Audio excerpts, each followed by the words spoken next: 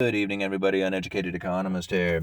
Got a mail call video for you, but before I open up the mail, I wanted to talk a little bit about the manipulation that the big banks are being accused of when it comes to the pricing of credit default swaps, right? I know, big surprise. The New Mexico Sovereign Wealth Fund is accusing the big banks of manipulating the price of credit default swaps with this ultimately like this private auction that is held. Before, apparently it was held between like the buyers and sellers, and they would do like a price discovery of these credit default swaps.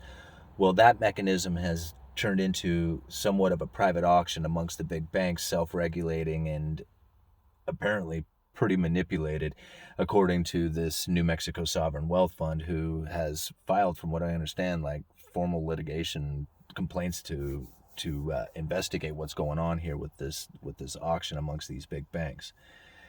Now, I love the ideas of these credit default swaps. These things just keep popping up all the time, and the issues that they create is just phenomenal. Nobody, I don't think, really knows how much of a market this credit default swap and derivatives markets really are. I mean, it could be many, many times larger than the economy, and people probably don't even realize it. There's no real regulation over these things, and as far as like an oversight to how many can be issued and stuff like that.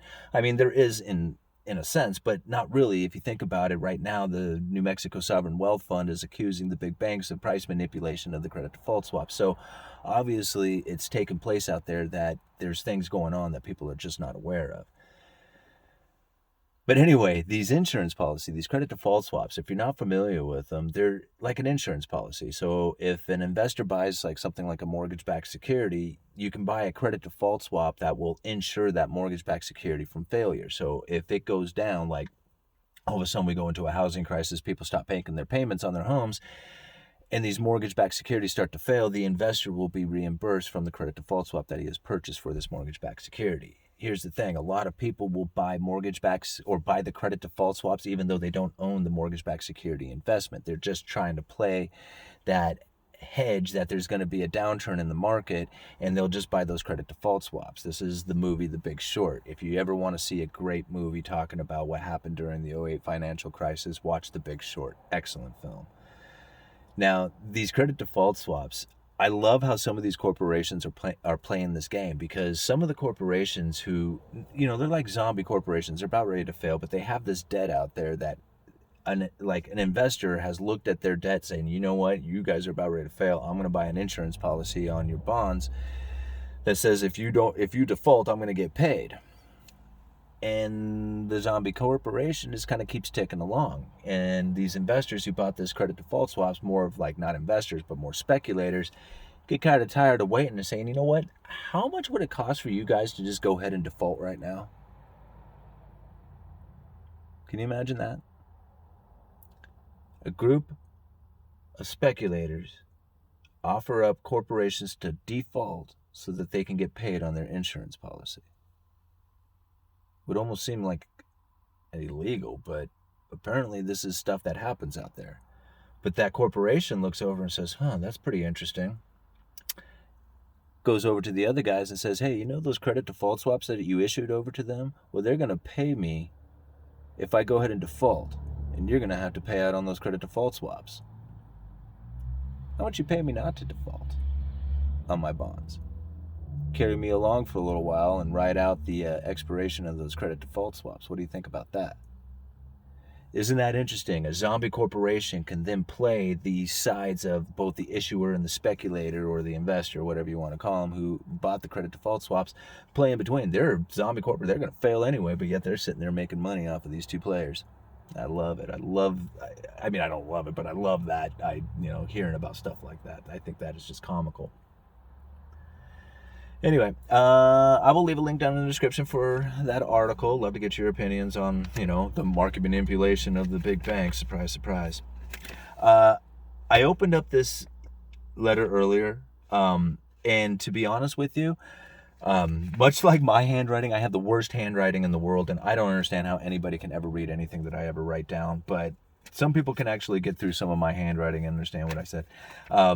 The gentleman, Chris from New Jersey, who is just so awesome, he sent me these two incredibly cool coins Let me show them to you. I don't know if there's enough light out here to show these things off, but this is the first Philippines dime, silver dime, to put in my collection. I am very excited about that piece. Thank you so much, Chris.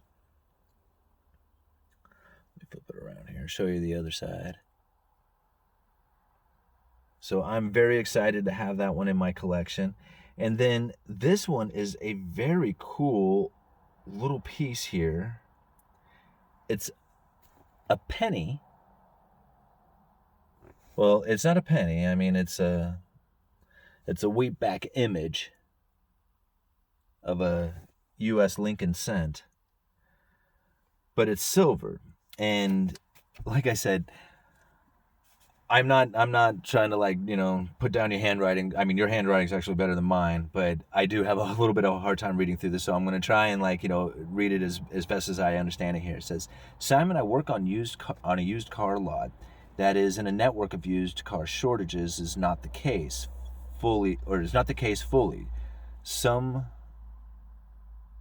last. I work on are overstocked, and some look like the media are repos, say, kind of like what you see about the lumber spots 2 months ago. That's the best that I understand it. I'm sorry. All right, here's the other one. So I appreciate it, Chris. Hello, Simon. I got into macro in January with the GME room. You were my starring to macro and silver. Here is a 1 gram silver and wheat penny that I cast it myself. That is cool. So you made this thing? Right on, man. That is cool. I think, man, I think that is just right on.